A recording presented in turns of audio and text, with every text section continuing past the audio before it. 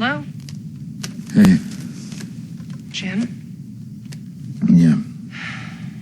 Why are you calling me here? I told you not to call me. I know. I just wanted to hear your voice. And,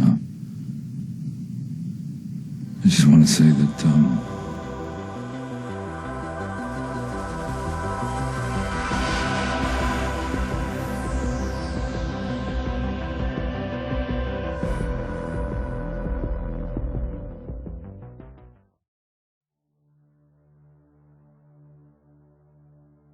Hey everybody.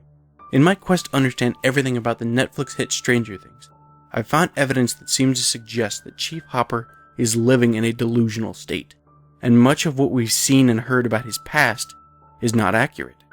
This theory ties directly into another theory, so it's sort of a two-part video. I will be uploading the next theory very shortly and will link to it at the end of the video and in the description. After rewatching season 1 of Stranger Things, I noticed some things I missed the first time. When you watch a show with this many layers, I find it's really important to pay attention to where the camera lingers. Pay attention to focus points and their relations to the scenes in which they exist, and also their relation to the dialogue currently being spoken within that shot. You will find that shots that would otherwise seem insignificant take on great significance when you consider why the creators would bring our focus to these objects or subjects at the times in which they do. Now let's examine the clues that suggest Jim Hopper is delusional. After Sarah,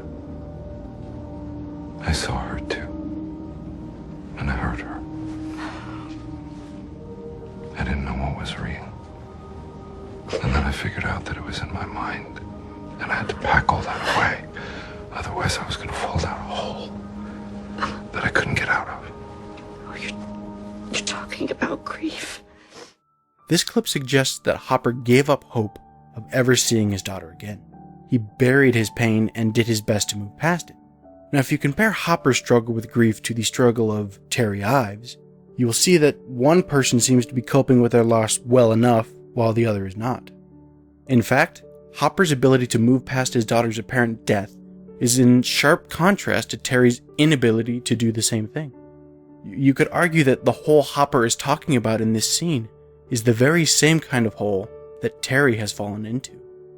But even though Hopper appears to be doing well when compared to the state of Terry Ives, the following clip seems to suggest otherwise.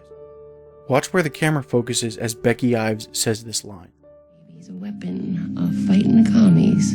Well, the doctors all say it's a coping mechanism, to deal with the guilt. Coping mechanism, to deal with the guilt. Coping mechanism, to deal with the guilt. A coping mechanism? Why would the camera focus on Hopper during this line? There's really no reason the focus had to leave Becky during this line, but it does. Now, what exactly is a coping mechanism? It is defined as an adaptation to environmental stress that is based on conscious or unconscious choice, and that enhances control over behavior or gives psychological comfort. Becky goes on and on about how crazy Terry's story was, but we know for a fact that Terry's story is not a coping mechanism. We see for ourselves that everything she previously said is true. Eleven does have powers. Terry did not create some lie to comfort herself. She accepted the truth. She would not let her daughter go, so she fell into this hole she can't get out of. Hopper could not accept the truth, so he created a coping mechanism to avoid falling into this hole. It's not Terry that is delusional. It's Hopper.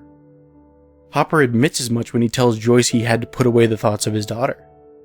Now you have to ask, if this is the case, what lie is Hopper telling himself?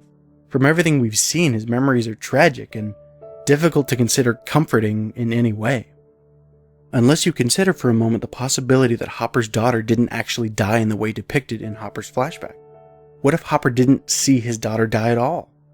What if believing she was dead was easier than constantly thinking about the fact that she was just gone, kidnapped, possibly right up from under his nose? If you consider what this kind of never-ending heartache would do to a parent, it's easy to see how Hopper could reach a point when imagining his child dying right in front of him could be seen as a preferable alternative to simply not knowing her fate. The kind of relief and closure that fantasy would deliver to a parent in that position is immeasurable.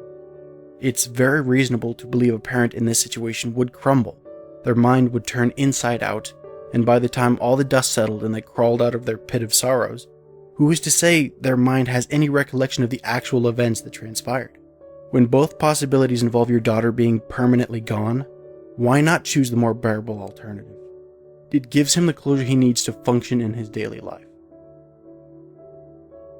I kind of get the impression that Hopper brought his daughter into the woods on a day hike or something.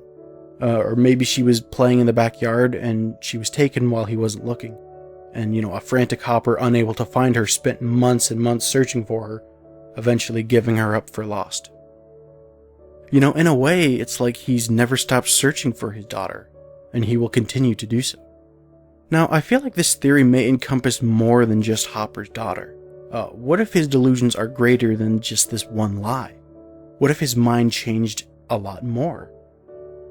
Now, Jim has a phone conversation with his ex-wife, Diane Hopper, who has very likely moved on from her loss by having new children with a new husband. But I wonder, what if this entire phone conversation isn't real? What if this wife is just another delusion? What if she wasn't the mother of his child? Remember this scene comes shortly after the scene when the deputies come to Hopper's house because his phone wasn't working? Shortly after hanging up the phone, it rings again, which he seemingly rips out of the wall, so you're meant to think he just unplugged the phone and plugged it back in to make that call, but I'm not so sure. Now you have to ask yourself, why does this scene begin with a close-up of a Terry Ives newspaper, before eventually panning over to Hopper dialing the phone? I mean, why is that the way the scene starts? What does this have to do with the scene in which it is shown? They seem to be very unrelated, but they start the scene right there. I also find the nature of the shots to be somewhat symbolic. Like, he hangs up the phone, picks up the Terry Ives newspaper and his gun, attempts to leave when the phone rings again. It's like he's coming to terms with reality, walking away from his delusions, but his delusions won't let him go. It's like perhaps the events of the past week have stirred up old feelings in Hopper, and he's in some way ready to face these demons. There might not be anything to that specifically, I just thought the nature of the shots was interesting. But if there is anything to this apparent symbolism, I think it may hint at the fact that Diane isn't real, and Terry is. I believe there is a greater connection between Jim Hopper and Terry Ives than we've been led to believe. If Hopper is truly delusional, there's no telling where his delusions end. And based on how often Hopper pauses before revealing his daughter's name is Sarah, I think it's possible that that is not her actual name. I mean, he tells it to a few people openly and easily, but we know he used to live in the city before returning to Hawkins. If he got everyone else to believe his daughter had died when she was possibly kidnapped, it's likely everyone's knowledge of Sarah and her name is secondhand through Hopper. Now, this concludes the first theory. You can probably guess where I'm going with this. If you enjoyed this video, please click the like button. I will expand more on the connections between Hopper and Terry in my next theory video, why 11 could be both Jane and Sarah. Now, the evidence for this theory is really compelling, and I urge you to check it out. What do you think of this specific theory? I think it's possible that there's more to Hopper's story than we've been led to believe. Do you think Hopper could have created the fantasy of his daughter's death as a coping mechanism for her unexplained absence?